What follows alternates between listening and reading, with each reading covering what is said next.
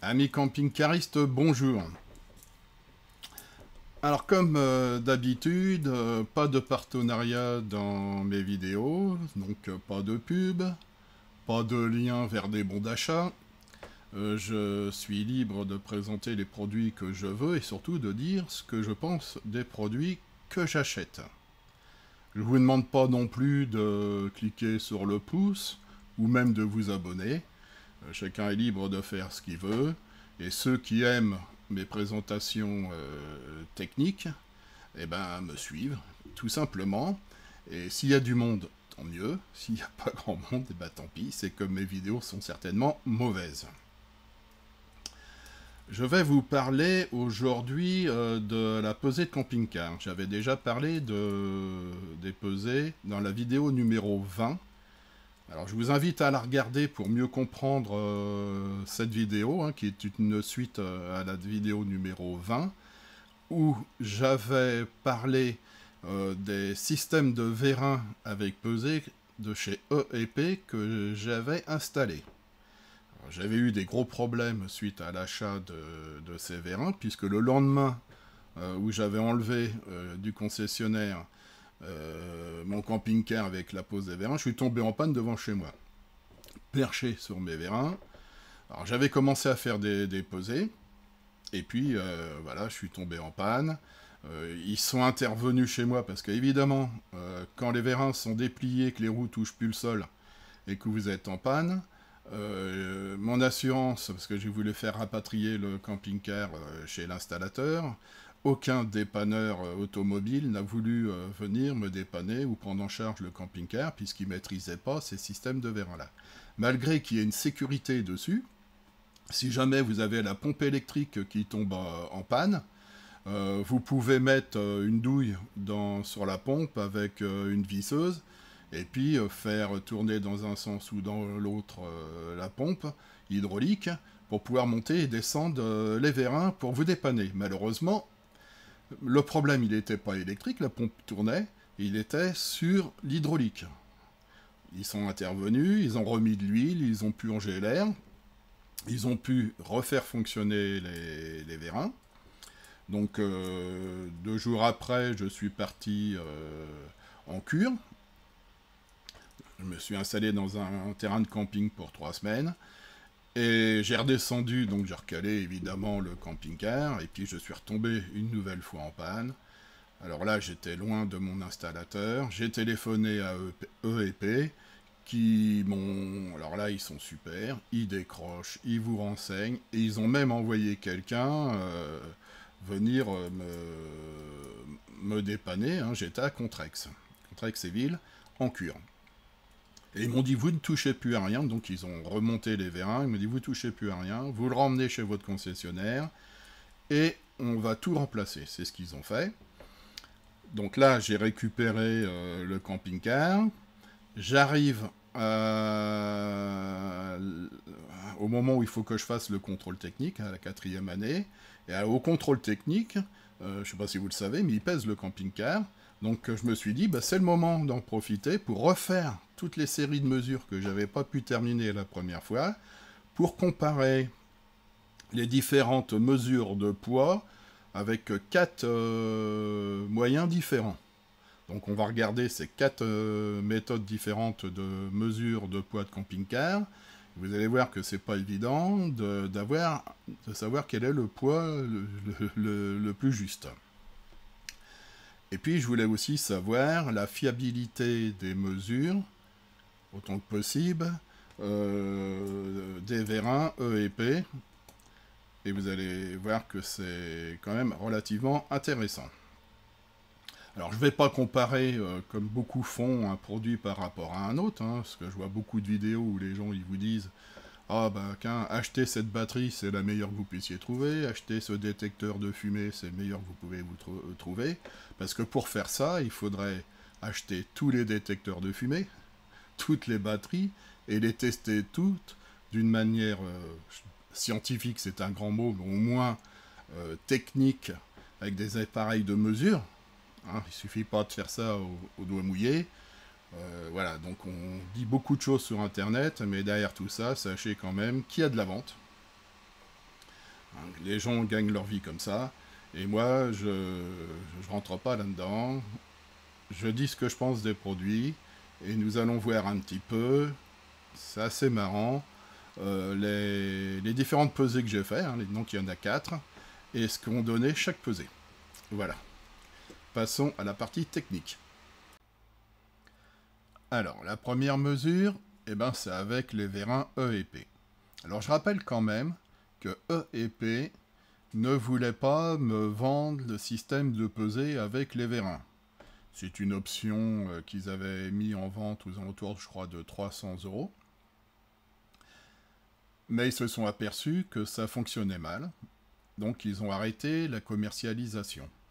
Donc l'installateur m'a dit, nous on ne peut pas l'installer parce que E et P ne veulent plus qu'on installe ce système de mesure. J'ai insisté pour pouvoir avoir ce système de mesure parce que cette technique de mesure, elle existe sur plein de choses, hein, sur les chariots élévateurs, enfin il y a plein de systèmes de mesure par vérin hydraulique qui existent et il n'y a aucune raison que ça ne fonctionne pas. Donc j'ai signé une décharge avec l'installateur, j'ai vu ça avec E&P, et je leur ai dit, écoutez, moi, je vous embêterai pas si les mesures sont pas bonnes, mais je veux les avoir. Donc on s'est mis d'accord comme ça, ce qui explique que si vous voulez les installer, il y a de fortes chances que vous ne puissiez pas le faire. Les premières mesures que j'ai faites avant qu'il tombe en panne, j'avais effectivement des valeurs complètement aléatoires, avec des gros écarts entre deux mesures. J'ai refait ces mesures-là devant chez moi là récemment, et c'est pareil, j'avais des très grands écarts de poids. Et je me suis aperçu d'une chose, c'est que les vérins, quand ils descendaient, parce que pour faire la mesure, bon, il y a toute une procédure, hein, il y a sur la télécommande, il vous demande de lever les roues avant pour pouvoir décoller les roues du sol. Après, il vous demande d'appuyer sur un bouton pour décoller les roues arrière. Et une fois que les 4 roues sont décollées, lui, il fait une petite montée pour pouvoir faire sa pesée. Et là, je me suis aperçu que quand il faisait ça, eh ben, les vérins étaient en bout de course.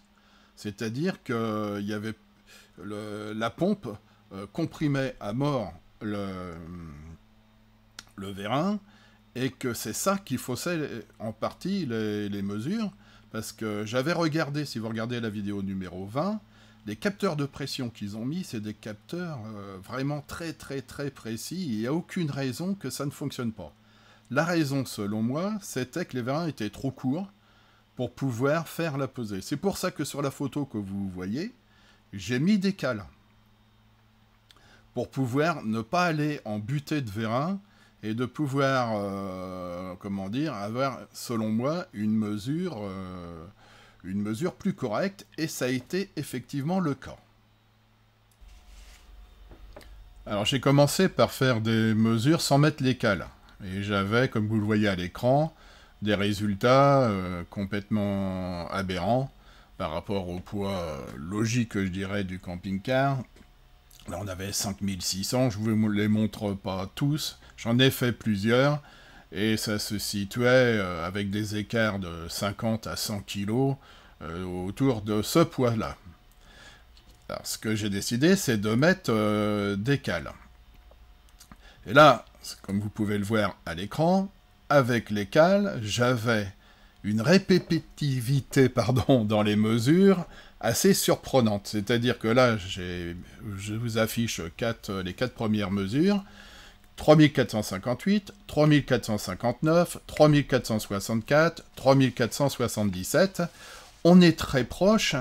L'écart max est de 19 kg, donc ce qui représente environ 0,5% de l'étendue de mesure. Hein. Et c'est très, très bien, je pense, au niveau des mesures. C'est déjà beaucoup plus logique, ça prouve que le système peut fonctionner. Maintenant, à savoir si ce poids est correct, ça c'est une autre affaire. Mais par contre, ce qui est possible de faire sur ce type d'appareil, c'est prévu dans les menus, c'est de faire une calibration. Je m'explique. Admettons qu'ils installent des vérins plus longs. Parce que il est là le problème, en fait. Les vérins sont trop courts. Hein. Ils installent des vérins plus longs. Ils font une série de mesures, comme j'ai fait là. Ils prennent l'écart moyen. Et ils décident, par rapport à une pesée dans leur atelier avec une balance de précision, ça coûte pas excessivement cher, hein, je dirais pour 3-4 000 euros, un concessionnaire peut avoir une balance de précision où ils mettent une pesée sous chaque roue. Et à partir de là, ils rentrent dans le système, la calibration, et je suis persuadé que les mesures seront correctes, étant donné qu'on a une bonne répétitivité des mesures. Il y a une petite dérive qui peut être aussi due au fait que j'ai fait les mesures les unes derrière les autres, et que la température de l'huile a dû évoluer à la hausse. Alors ça, c'est encore des affinements qui seraient possibles de faire, mais je ne vais pas les faire, parce que là, pour moi, le résultat est déjà bien. Donc, on peut faire la moyenne de ces 4 mesures-là, qui se situent aux alentours de 3465 kg. Il faut savoir que la pesée a été faite, je ne suis pas dans le camping-car, je suis à l'extérieur avec la télécommande, donc théoriquement, il faudrait rajouter mon poids, c'est ce que je vais faire, par rapport aux autres pesées qui vont venir. Je vais vous faire voir ça. Donc, très bon point pour les vérins E et P. Ils n'ont pas grand-chose à faire, hormis changer le type de vérin, pour arriver à un résultat qui, selon moi, serait parfait. Autre méthode de pesée, que j'ai fait tout de suite après, au même emplacement, c'est avec l'appareil que vous voyez à l'écran. Alors j'ai expliqué un petit peu dans la vidéo numéro 20 où on trouvait ça. On trouve ça sur Amazon. Hein. Il existe 2 modèles d'appareils en fonction de l'étendue de mesure que vous voulez faire. Hein. Donc là, moi j'ai pris celui qui montait le plus haut en poids. J'aurais pu prendre celui du dessous étant donné qu'on était limité à 3,5 tonnes et j'aurais peut-être eu une meilleure précision. Bon, en tout état de cause, vous voyez sur la première photo à gauche comment ça se place sous la roue du camping-car. Alors il faut faire les 4 roues, les unes derrière les autres. Évidemment, quand je roule dessus, je suis au volant, donc j'ai mon poids qui est intégré à la pesée. Et une fois que je suis passé dessus, je descends, je le déplace, je le mets sous une autre roue, et ainsi de suite. Une fois qu'on a fait les 4 roues sur la photo numéro 2, vous voyez qu'on peut avoir les poids soit tout un côté d'un camping-car, soit par essieu. Et sur la 3e photo, on voit le poids total sous les 4 roues. Et là, on arrive à 3603 kg. Si vous regardez en bas de l'écran, dans la pesée des vérins, j'étais en moyenne à 3465 kg, plus mon poids de 115 kg, et j'arrive à 3580. 3580, 3603, on est encore très proche. Ça, c'est la seconde méthode de pesée, et on n'est pas loin des mesures les unes des autres. Passons au contrôle technique. Donc le contrôle technique est à 5 km de chez moi, où ils font aussi la pesée du camping-car.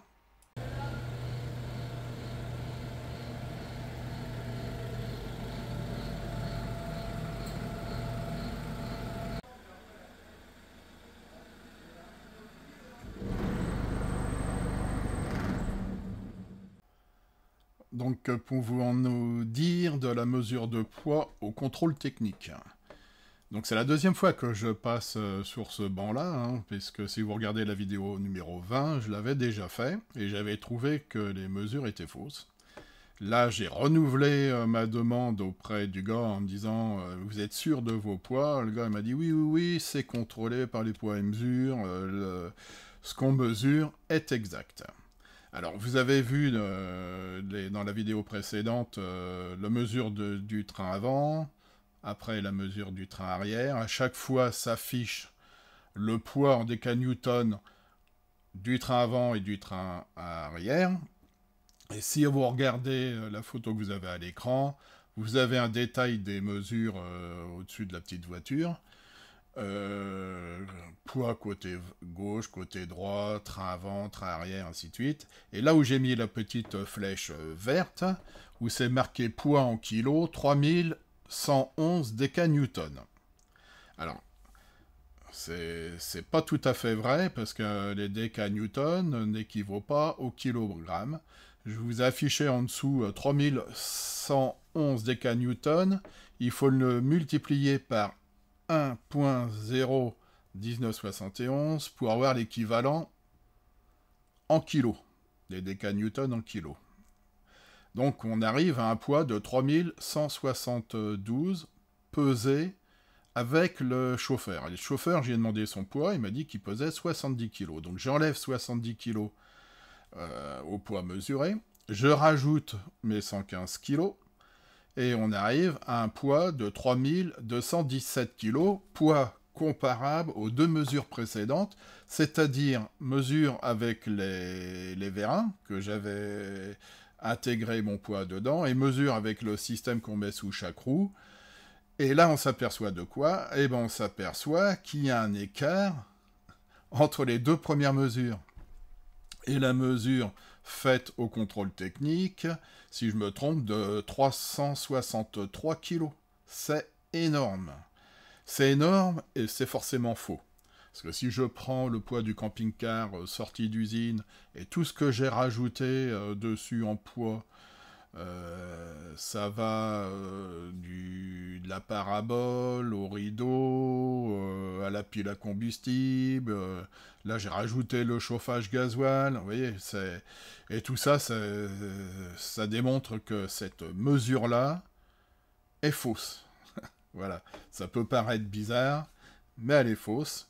Et on va faire une dernière mesure en déchetterie. Ça, c'est à l'entrée. Alors là, je suis à la sortie, 3570.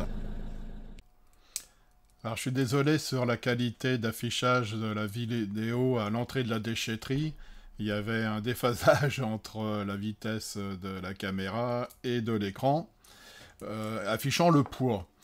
Alors, faut savoir que dans les déchetteries, chez nous, on a une carte et on pèse le camping-car, enfin, on pèse la voiture, pardon, à l'entrée et à la sortie, ce qui permet de connaître le poids qu'on a mis à la déchetterie, et on a droit à 400 kg par semaine glissante. Voilà. Donc, comme je n'ai rien vidé, je suis rentré avec le même poids qu'à la sortie. Donc, c'est-à-dire un poids de 3570 kg. Alors, faut savoir que les poids que je vous affiche là, pour faire le comparatif, c'est en intégrant, bien sûr, mon poids à l'intérieur du camping-car. Donc à la déchetterie, bah, évidemment, je rentre, je suis pesé, je suis dans le camping-car, donc je suis pesé avec. Avec la mesure du pèse véhicule, c'est pareil, à chaque fois que j'avance le camping-car pour rouler sur l'appareil, bah, je suis aussi dans le camping-car. Et concernant la pesée avec les vérins, bah là, effectivement, la télécommande, je suis dehors pour pouvoir surveiller un petit peu que les roues décollent bien pour faire la pesée. Et là, je suis pas dedans, donc j'ai rajouté, hein, on avait 3465 kilos, j'ai ajouté mes 115 kilos, on arrive à 3580. Que pouvons-nous dire? Eh ben, que les mesures sont très proches. Je serais incapable de vous dire laquelle est la plus juste, s'il y en a une. Mais en tous les cas, on tourne, allez, entre la pesée avec les vérins et la déchetterie, on a 10 kilos de différence, c'est rien sur 3 tonnes 5, hein, c'est insignifiant. Et avec le pèse véhicule, on a quoi? On a une trentaine de kilos dans le maximum des cas, voire 20. En sachant que là, c'est pareil, cet appareil-là, je l'ai posé sur le parking, et c'est pas hyper lisse, hein. Le sol, il y a des gravillons, et je suis pas sûr que ça soit les meilleures conditions pour pouvoir l'utiliser. Mais en tout état de cause, je peux dire que mon camping-car pèse 3 tonnes 580 à peu près. et que la mesure par les vérins, si on ajoute les cales, à mon avis, est précise. Alors évidemment, quand je dis que mon camping-car pèse 3580 kg, c'est à l'état actuel, sol dedans, j'ai pas les affaires, le réservoir d'eau est vide, le carburant j'étais à la moitié, et le gaz était plein. Voilà, j'avais le GPL et la bouteille de secours pleine. C'est bien sûr dans ces conditions-là. Mais d'où l'intérêt, justement, d'avoir un système de vérin hydraulique qui fonctionne, c'est qu'avant chaque départ, en fonction de la manière dont on a changé le camping-car, de pouvoir être sûr, à 2-3 kg près, du poids du camping-car.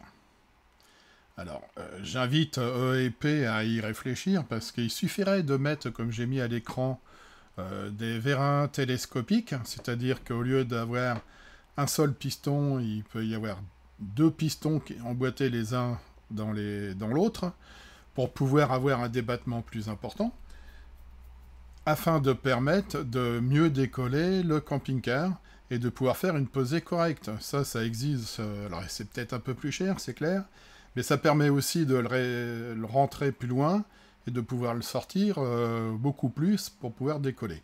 Voilà, puis en plus ça permettrait de faire une meilleure correction. Parce qu'il y a quand même un problème chez EEP, c'est qu'ils ont un capteur qui est mis sous le plancher, et si jamais le camping-car n'est pas bien de niveau, on ne peut pas le mettre en mode automatique de niveau. En fait, il faut qu'il soit de niveau pour pouvoir le mettre de niveau. Je m'explique peut-être mal, mais dès qu'il y a une petite inclinaison, ça ne fonctionne plus, il faut passer en mode manuel. Et ça, à mon avis, il y a un problème là chez eux, à ce niveau-là.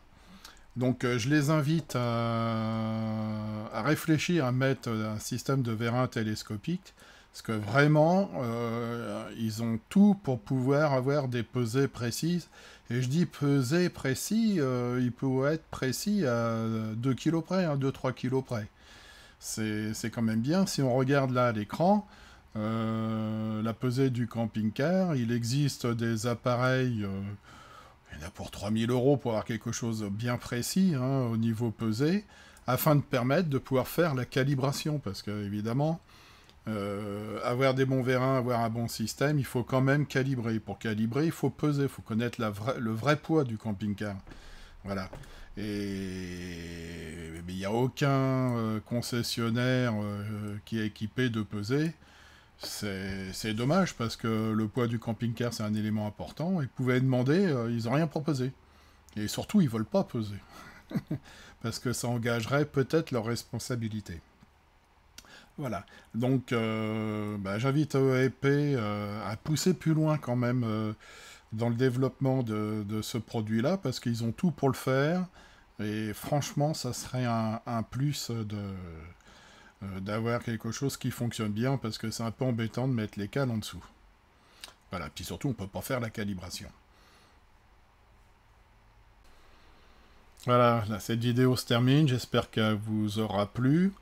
Ce qu'il faut retenir, c'est que quel que soit l'endroit où vous allez faire une pesée, il n'est pas évident que la pesée que vous allez avoir sera précise à plusieurs centaines de kilos près, surtout si vous allez dans les trucs agricoles, où ils mesurent des camions. Plus la charge l'étendue de mesure est importante, plus la précision sera moindre.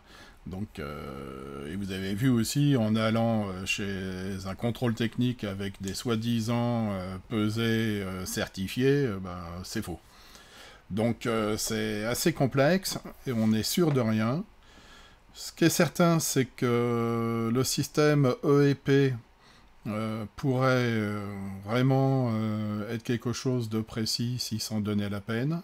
Et les petits appareils de mesure qu'on place sous chaque roue, là, qui coûtent 150 €, c'est efficace. Il faut bien le faire, surface bien plane, mais c'est efficace et c'est précis, je dirais peut-être à 10-20 kg près. Mais c'est pas mal du tout. Voilà. Donc les prochaines vidéos, alors j'ai installé l'autotherme, le chauffage gasoil que j'ai testé, que vous pouvez regarder dans les vidéos. Hein. J'ai testé la consommation électrique, consommation de carburant, les puissances et tout. Et là, je l'ai installé dans mon camping-car en complément du chauffage Truma à gaz, avec un piquage donc du chauffage gasoil directement dans le réservoir.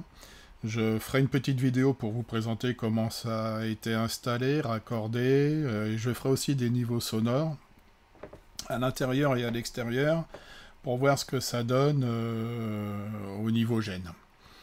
Et puis j'ai aussi commandé un autre chauffage gasoil qui est arrivé. Là je vais commencer à faire les essais ce week-end. C'est un modèle Vevor, donc l'équivalent chinois. On regardera un petit peu ce que ça donne au niveau consommation électrique, puissance, consommation de gasoil, niveau sonore. Enfin je ferai la totale, comme sur l'autotherme que vous pouvez déjà voir dans ma liste de films. Voilà. Donc ça se termine, et je vous dis à la prochaine, et profitez bien de vos camping-cars. Le soleil revient.